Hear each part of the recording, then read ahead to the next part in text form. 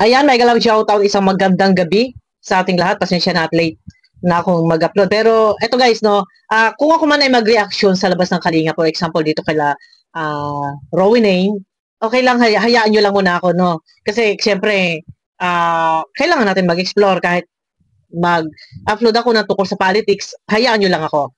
At kailangan din po ng ating channel yan, no? At yung algorithm kasi, kailangan na ma-maintain natin maganda yung algorithm, no? Eto na, ang ating thumbnail. Magkakaroon ba ng bakbakan? Bardago lang dito sa kampo nila Rowena Knack at saka ni Tiburcio. Bagong plano dito kay Reyna. Hindi ko alam kung ito alam na ni Rowinane na ang yaya ni Reyna ay aalisin na po. Para itong Rowinane ay wala na siyang update.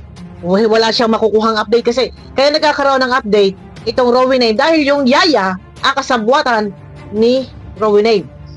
Yung yaya ni Reyna ay binibidyuhan ito si Reyna at ibinibigay kay Rowena Knack. At ayon kay Tiburcio, kay Yan Tibo, ayaw nila na ang mag-aalaga kay Reyna ay mga vlogger. Ang gusto nila ay partido ni Melanie. So hindi pwede si Melanie dahil ayon sa balita si Melanie daw po ay buntis. Ito na. Marami tayong mga ano dito ha, mga galing sa mga big time sponsor na spy. Ito na. Ang mga plano. Pasabog to ha. Meron bang iiyak, may luluha? Sino luluha? Si Rowinane. Dahil mawawala na siya ng update kay Reyna, mawawala na siya ng contact doon kay Reyna dahil ang yaya ni Reyna ay palalayasin na. Ito. Ang plano to. Guys, kasi yun ang desisyon ng DSWD na ilang ay ano muna, si Reyna is yung pamilya niya muna yung pakasama. Malagaslas ha, kung ano raw ang desisyon ng DSWD kay Reyna na pamilya muna ang makasama ay mas okay daw, ha? At wala po ng supporters na involved para maging tahimik yung buhay nila. At saka yung mag-alaga naman, makakasama nila doon yung ano po, yung nag-alaga, yung nagpalaki din kay Danica na Lula rin po ni Danica na ano, nanay ano, yung dating asawa na namatay. So di ba, mabait yun? Yun yung nagpalaki kay Danica, yun ang iniiwanan niya palagi ng mga anak niya yun. Nga nung panahon na siya ay nasa ano, sa Manila na. Ang sinasabi dito, medyo malagaslas, gusto nilang maiwasan na muna na mayroong involved na ibang tao na mag-aalaga kay Reyna. Ang gusto nila, ang mag-aalaga, ang gusto ni Tiburcio, ang mag-aalaga kay Reyna ay yung nagpalaki kay Danica. Yan, no? So, sa madaling salita, hindi na muna pwede yung mga yaya. Dahil itong si yaya ay may connection kay Rowinane. Kaya nagkakaroon lagi ng kaguluhan, update. At si Rowinane ay may content dahil naibibigay ni yaya ang update. O, tuloy. Yung yan ang desisyon ni Ate Melanie, wala tayong magagawa kasi nanay siya lang po may karapatan na mag-desisyon para sa anak. Kung yung daw ang desisyon ni Melanie, wala daw silang magagawa kasi si Melanie lang ang may karapatan na magdesisyon sa kanyang anak dito kay Reyna. So siguro dito ay napag-desisyon na siguro ni Melanie na ang mag-aalaga ay yung nag-alaga kay Danica. Yan, kaya ang sabi nila, ano man na maging desisyon, wala silang magagawa. Kalo kakahay nila yan. Kaya lang po may karapatan kung sino po yung gusto nilang patirahin doon or ano mga kasama ng anak niya. Kasi tayo naman is sa supporters ng sponsor lang na kumakakulang sa katulong. So yun lang.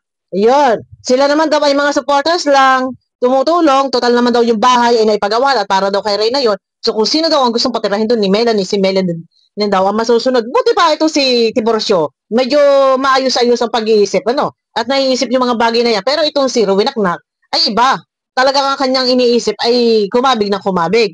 O tuloy tayo, ito na, yung last part. No, ito, ang plano. Pero kung sa akin naman, okay naman sa akin na ano, na yun ang nangyayari kasi ang gulo-gulo ng buhay ni Reyna. Diba? So okay na pamilya mo na. Okay talaga sa akin. Ayan. Pero kung sa okay daw kay Tiburcio, kay Tibo Yen, na ang mag-alaga, ang mag-alaga kay Reyna ay partido ni Melanie at hindi na ang yaya. Dahil si yaya ay nakakapagbigay daw po di umano ng update kay Rowinane. Ang gusto ni Tiburcio ay wala na muna na involved na ibang tao or mga vlogger. na naandoon sa bahay ni Reyna. Dahil mas lalo daw pong nagiging magulo. Yun. Buti naman at naiisip ito ni Tiburcio. Pero isa pa, kay Yen, ang isa pa kung bakit nagiging magulo si Reyna, bukod ka sa sinasabi niyo may mga involved kasi mga ibang vlogger, kagaya si Yaya, nag-update, tapos nagbibigay din ng update kay Rowena. Alam mo, Tibo, ano ba pangalan nito? Reyna's Community ba? Ano ba pangalan nito? Ito sasabihin ko sa iyo. Alam mo kung bakit din walang peace of mind, walang katahimikan ang buhay ni Rowena? Alam mo kung bakit? Dahil ni Federico. Kung hindi pinoprovoke ni Federico ang kalingap, hindi mariresbakan si Reyna. Hanggat naandiyan si Reyna at patuloy kayo na nag-iingay, nagliligalig at kinakanti ang kalingap, hindi magkakaroon ng katahimikan si Reyna. Habang buhay na walang katahimikan kung habang buhay yan ay nandyan sa inyo. No. Sana patigilin mo ang mga nag-reaksyon dito sa kalingap kasi ang mga reaktor na kalingap pag yan ay sumagot, ang target din si Melanie at si Reyna. Paano naman talaga magkakaroon ng katahimikan? Yan naman talaga ang highlight ng pinag-aawayan. Ano? Pero yun na, bandang huli, meron ba luluha? Gayong itong si Rowena ay mawawala na ng update dahil aalisin na yung Yaya.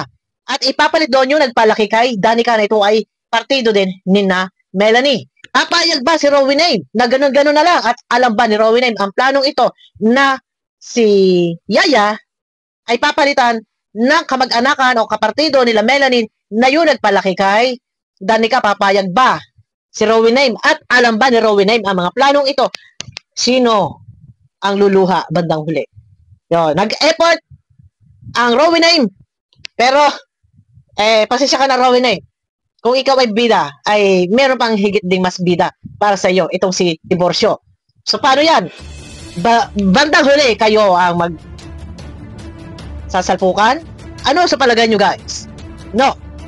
Na hindi ko alam kung ito alam na ni Rowena na meron plano na si Tiburcio na aalisin ang Yaya at ang papalit ay yung kapartiduhan ni Melanie na siyang nagpalaki kay Danica. Pero tama naman talaga na ang mag-aalaga dyan, kung hindi man maalaga, dapat kasi Melanie ang mag-aalaga. Ngayon ay si Melanie daw ay buntis, may karay-karay pa, tapos buntis daw, hindi natin sure, ayon lang sa balita. So ngayon, dapat talaga mag-aalaga, hindi ibang tao. Hindi ibang tao. At dapat yung bahay na yan, once na ipagawa na, i-turn over na ninyo. Hindi po pwedeng gagawin bakasyonan ang kapal ng mukha ni Rowena.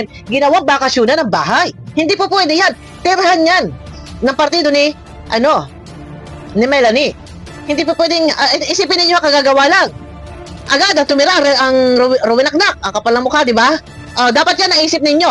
Yung mga nandiyan sa group chat ng dito sa may mga nagtitimbre sa amin. Dapat naisip nyo yun, yung ginawa ni Rowena. Hindi pa na-turnover, siya na agad na nakatira. At yung Yaya, na siya ang may connection sa Yaya. Tama ba yon? Nasaan ang peace of mind? Nasaan ang privacy? Na rin wala na. Di ba? Ayun na guys, abangan nyo ako sa aking next video. Mega love shoutout po sa inyo lahat. Pasensya na late na tayo nag-upload.